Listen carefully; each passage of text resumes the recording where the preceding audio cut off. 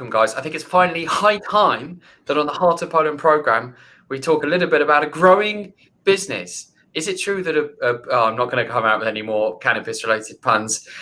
Medical cannabis in Poland. Is it a growing business? Is both a pun and also the title of today's call for Heart of Poland show. And with me is someone who I've interviewed.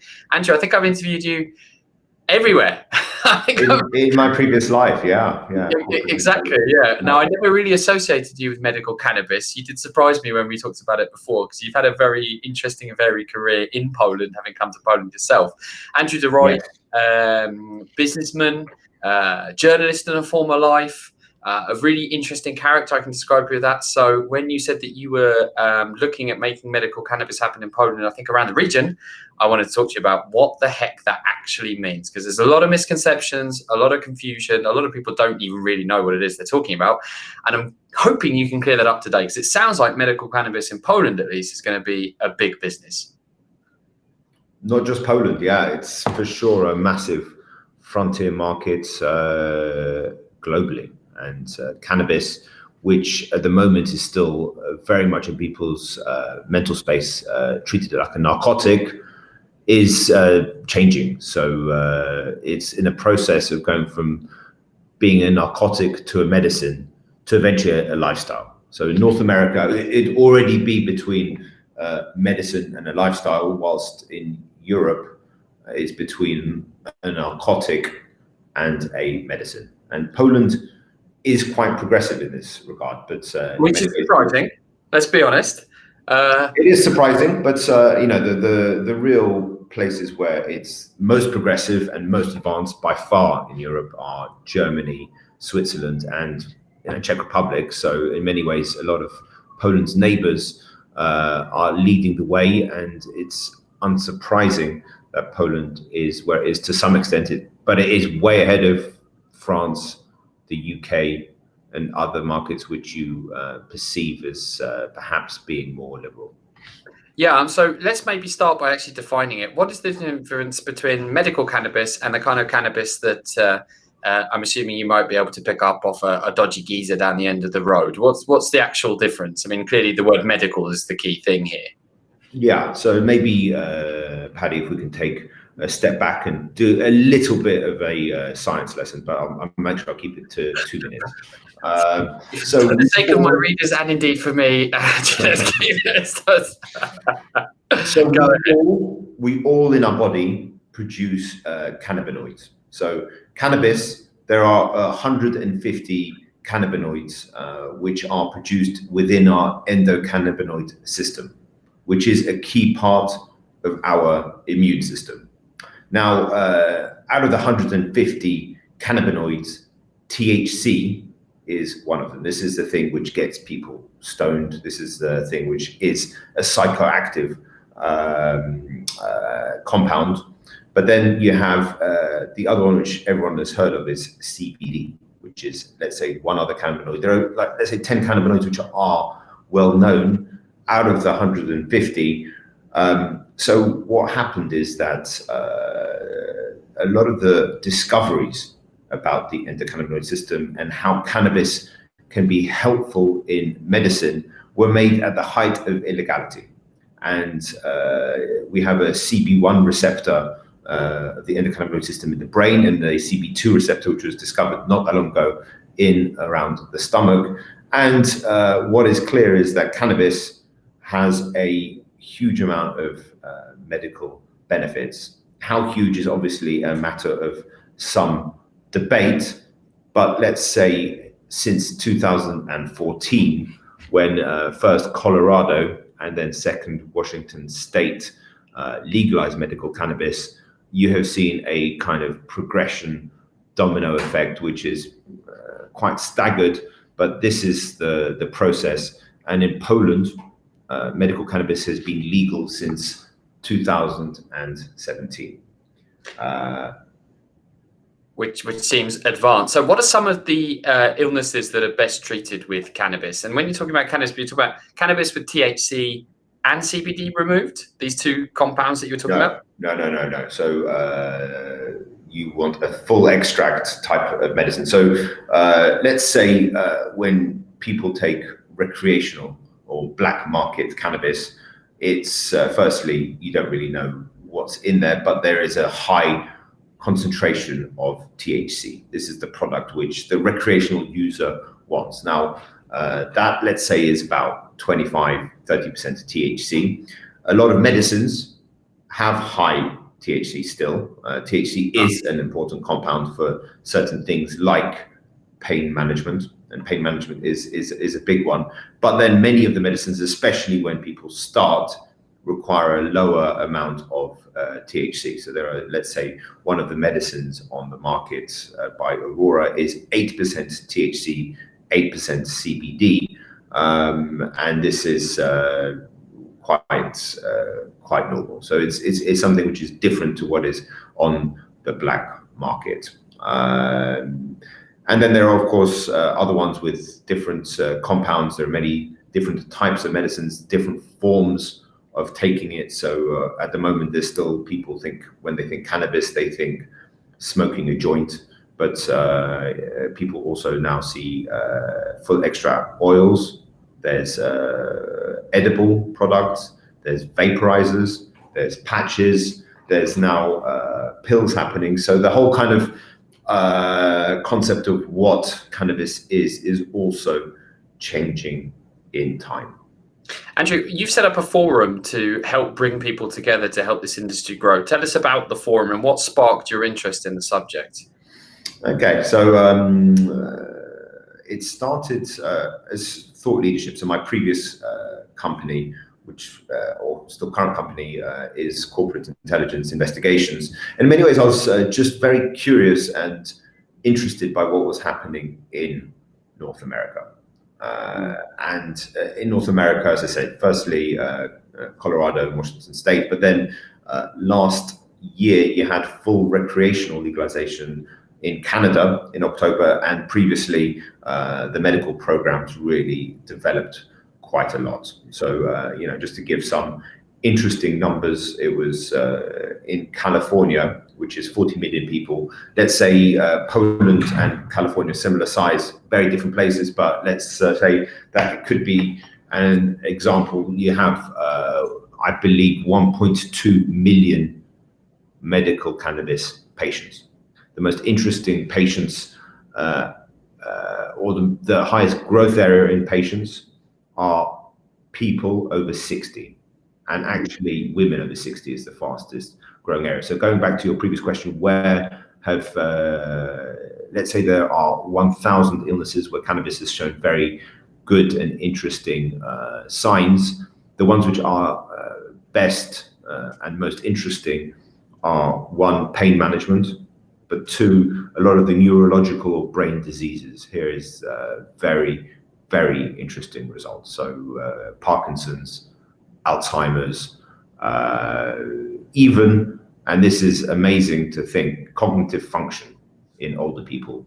Cannabis has shown very interesting signs. So in the way, I'm sure some of your listeners will get frustrated sometimes when they're with their elder relative and they're like, can you download this app on your telephone? And they just cannot do it. Like, it's just pressing a few buttons. Why are you struggling so much? Cannabis is quite interesting in terms of opening up or unblocking certain neural pathways and helping in kind of people, say, really set in their ways, and brain patterns really set in their ways, finding new paths. Other ones which, again, epilepsy, multiple sclerosis, recovery from injuries. This is one where CBD is shown, very interesting. It's an anti-inflammatory. Any kind of chronic ailments and pains. Then you have some other ones like sleep.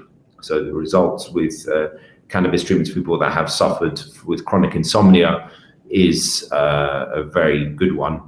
Treating addiction is showing some interesting signs, especially with people addicted to opioids, which, as we know, especially in the US, this is a serious issue now. When people are, let's say, had a serious injury and have a proper kind of, let's say somebody has a hip replacement, which is something where there's serious pain afterwards.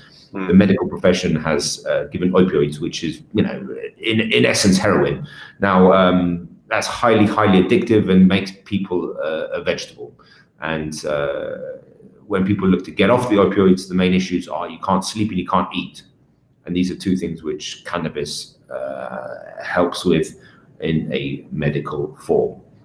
One of the main issues with cannabis is that it doesn't work very well with clinical trials. So you and I could have the same, let's say, situation, and we both take a cannabis medicine and it has completely different effects on the two of us. And even me as a person, I take a cannabis medicine one day and the next day and it has a different effect. Now, clinical trials, again, I'm all the caveats. I'm not a doctor. I'm not a physician. It's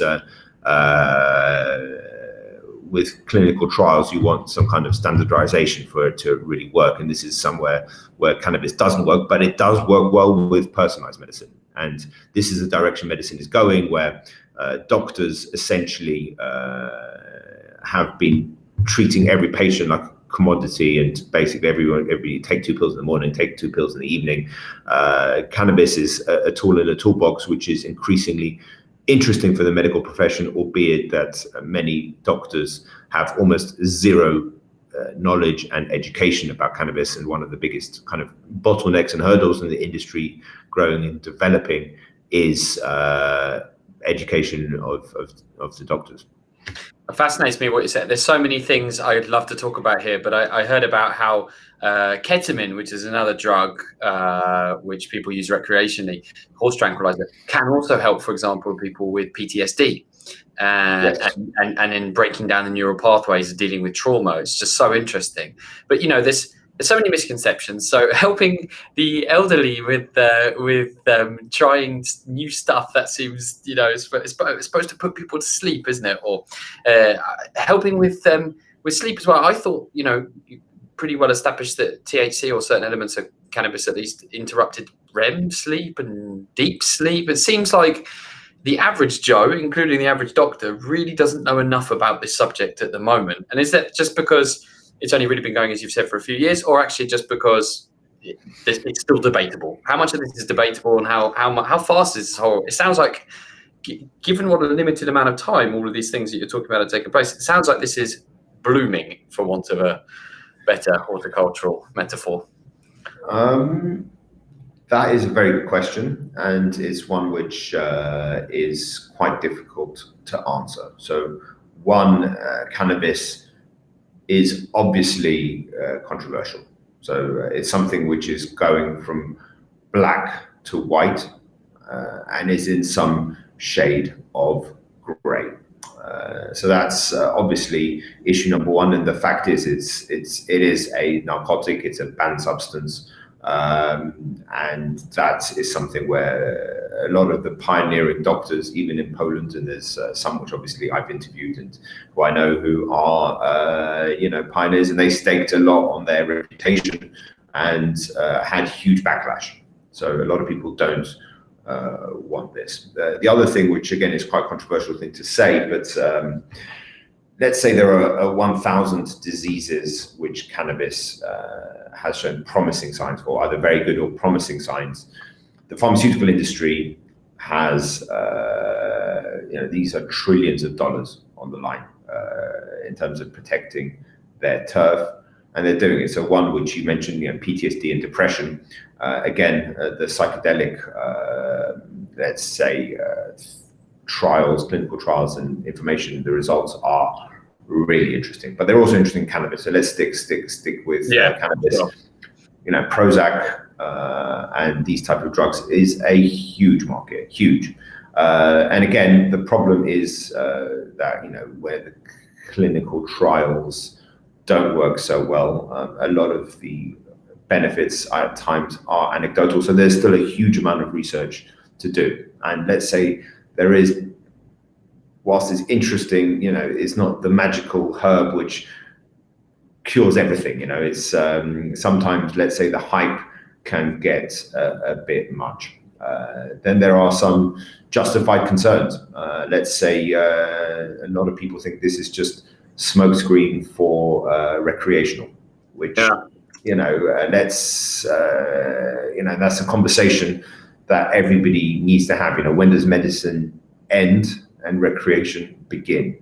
Now you can have the conversation about, again, a very interesting space in terms of cannabis treatments as a medicine is helping, let's say, the real elderly have a dignified end to their life, and it helps in terms of dealing with extreme anxiety and issues. Is interesting, or at the very least, is a tool in the toolbox.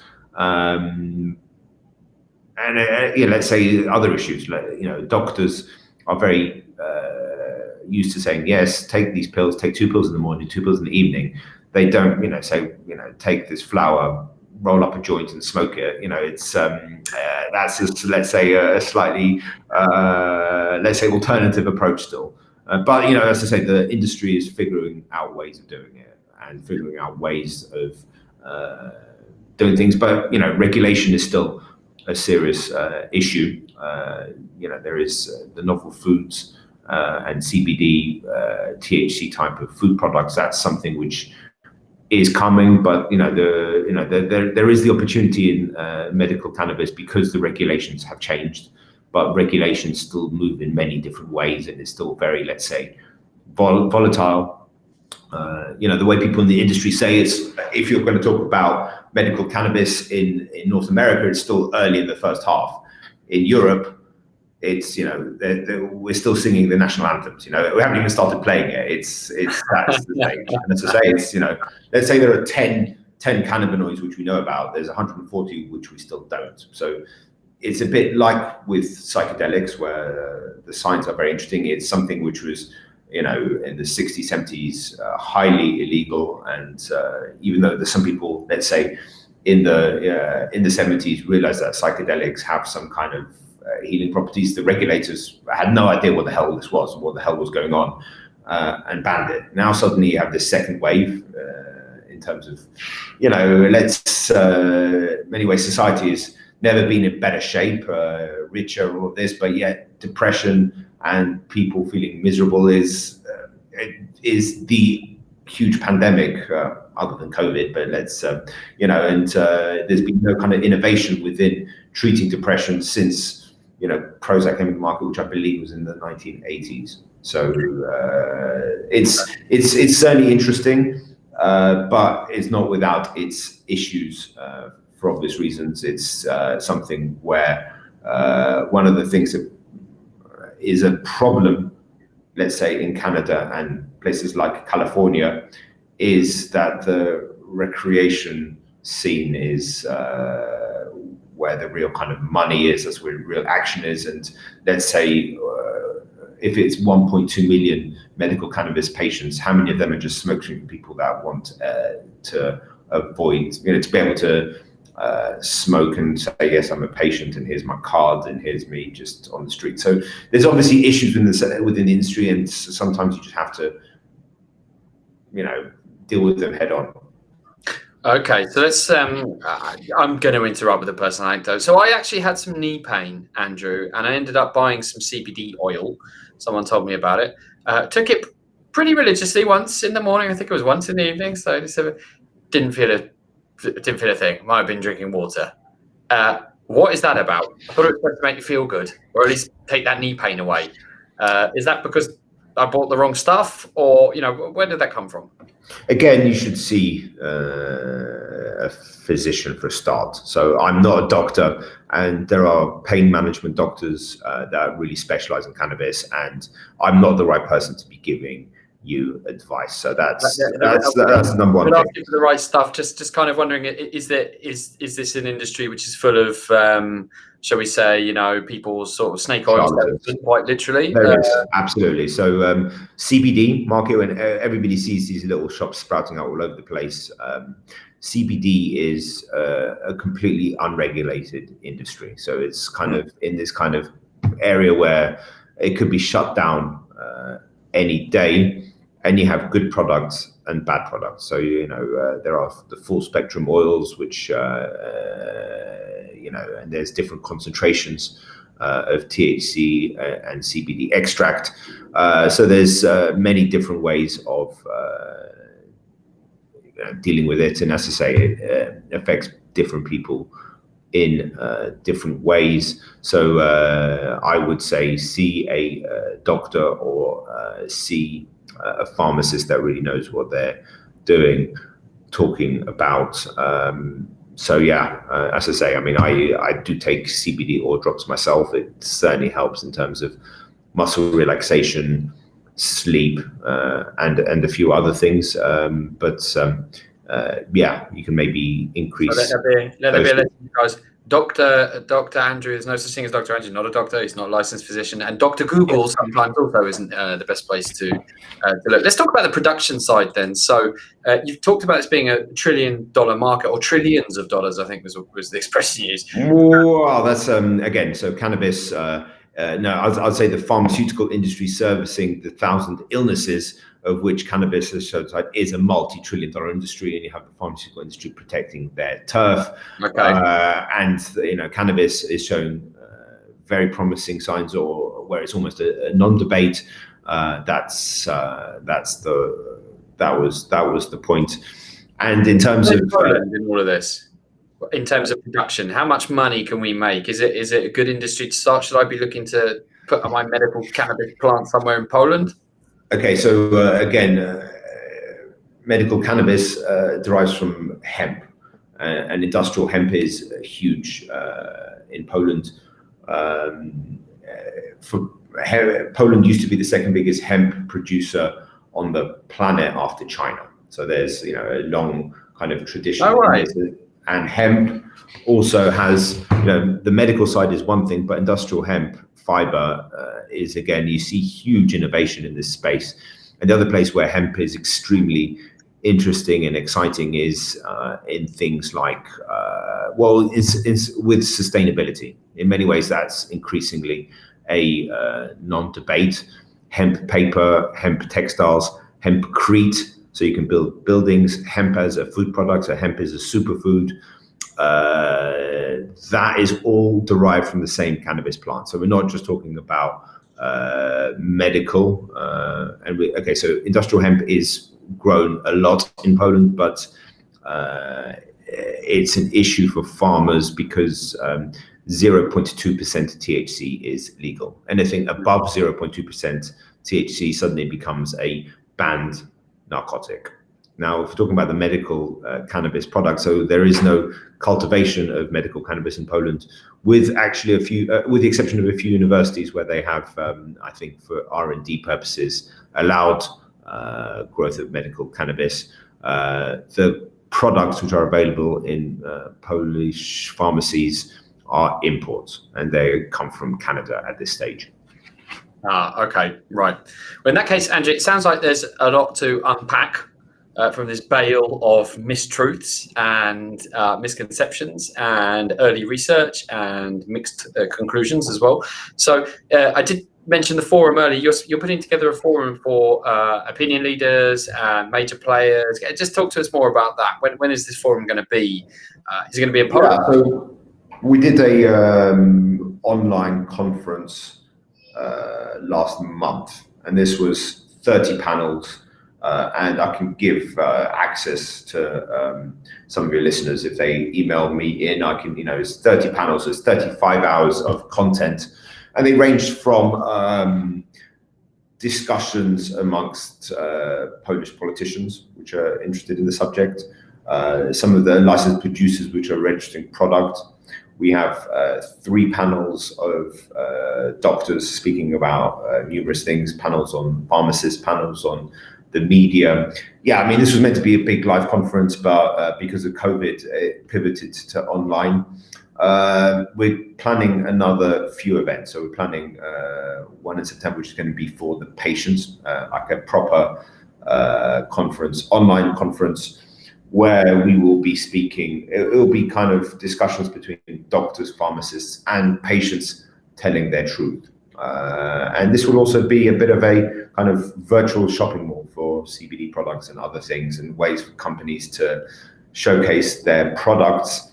Cannabis companies can't advertise. This is still something which is a banned narcotic. So there's still a lot of dysfunctions in this space. And then we'll also be doing another event on industrial hemp and novel foods, which, as I say, this is another extremely interesting growth space on numerous levels. And in many ways here, we're educating the entire supply chain. So right from farmers who are interested in diversifying the crops, which they do to extraction and distribution, right through to, I guess, the companies like Rossmann, Coca-Cola, Procter & Gamble that realize that this cannabis thing is happening. I mean, you increasingly see hemp cosmetics in supermarkets, and as I say, you've got to be careful not to get really that bought into the hype. I mean, but it is a case of it's a magical plant. It's just a case of how magical, and that's like open to debate. But as I say, sustainability and the use of hemp for numerous things is a non-debate. Cannabis as a medicine is very interesting, and then obviously the recreational market. You look at places like Colorado and California, and cannabis recreationally is as big, if not bigger, than the alcohol industry. So it's the Pandora's box is open and it's not getting shut. This is something which is here to stay, and it's something which there are economic opportunities. There are, of course, health opportunities, health benefits rather, and there are ways which essentially we're looking to help educate the market and help create the market in Poland. Well, it's a highly interesting subject. Sounds like lots of rolling development. Question is, will the Polish medical cannabis industry go up in smoke, or will it continue to bloom? I think that's 4 terrible cannabis puns, but the journalist in me, Andrew, you in your former career, no doubt you couldn't resist a pun or two in a title.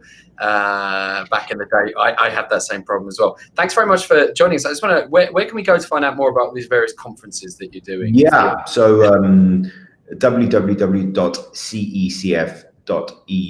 is the conference. The details of the next conferences are not up there yet, but they will be shortly.